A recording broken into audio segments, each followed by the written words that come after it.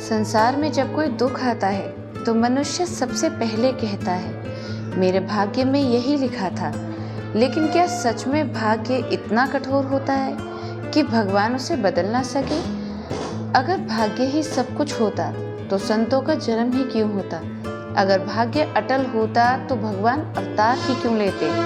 शास्त्र एक बात स्पष्ट कहते हैं, भाग्य कर्म से बनता है और कर्म भक्ति से बदल जाता है। आज की यह कथा कोई कल्पना नहीं बल्कि जीवन को दिशा देने वाला सत्य है। भाग्य का अर्थ हथेली की रेखाएं नहीं, भाग्य का अर्थ है पिछले कर्मों का फल। मनुष्य अपने साथ 3 प्रकार के कर्म लेकर चलता है। एक संचित कर्म यानी कि अनेक जन्मों का बोझ। दूसरा प्रारब्ध कर्म जो इस जन्म में भोगना ही होगा।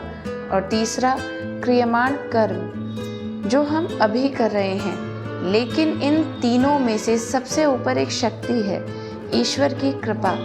और कृपा केवल भक्त को ही प्राप्त होती है।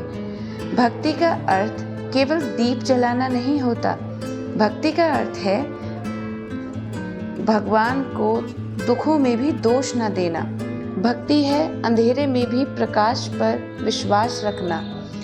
भक्ति वहाँ शुरू होती है जहाँ तर्क समाप्त हो जाते हैं। हिरण्यकश्यप अहंकार का दूसरा नाम, वह स्वयं को भगवान मानता था। उसके घर जन्म हुआ एक ऐसे बालक का जिसकी जीभ पर हर समय नारायण बसते थे। प्रहलाद का भाग्य क्या था? एक अत्याचारी पिता, मृत्यु का आदेश, गुरु बदल दिए गए, शिक्षा बदली गई, डर दिखाया गया।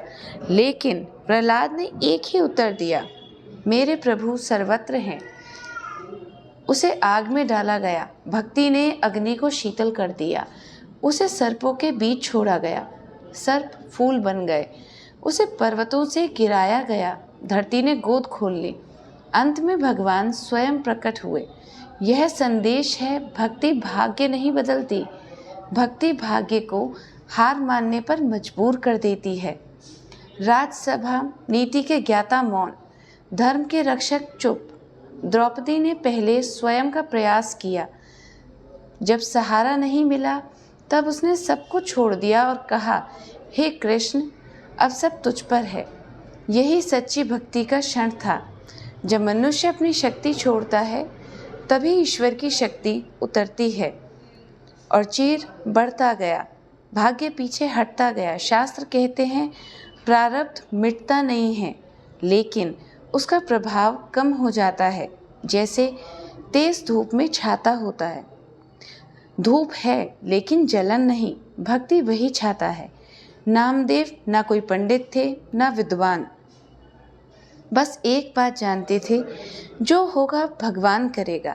लोग हंसते थे, समाज ताने देता था, लेकिन जब संकट आया तो भगवान नामदेव के साथ खड़े थे। भक्ति डिग्री नहीं देखती, भक्ति दिल देखती है। एक निर्धन व्यक्ति हर समय मंदिर के बाहर बैठता, ना कुछ मांगता ना रोता, बस कहता, तेरी मर्जी। राजा ने एक दिन उससे पूछा, तुम्हें डर नहीं लगता? भक्त बोला, जिसने दिया है वही संभालेगा। राजा झुक गया, क्योंकि जहाँ भक्ति होती है वहाँ सत्ता भी नतमस्तक हो जाती है। आज हम कहते हैं भगवान कहाँ है, लेकिन सच यह है कि हम कहाँ हैं। हमने भक्ति को समय की कमी कहकर टाल दिया, लेकिन याद रखिए, समय भक्ति के लिए नहीं, भक्ति समय के लिए होती है।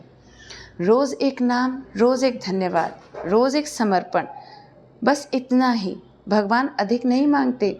भाग्य लिखा होता है लेकिन भक्ति से बदला जा सकता है।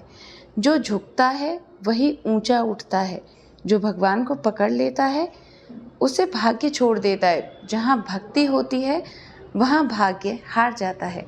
जय श्री कृष्ण। हर हर महादेव।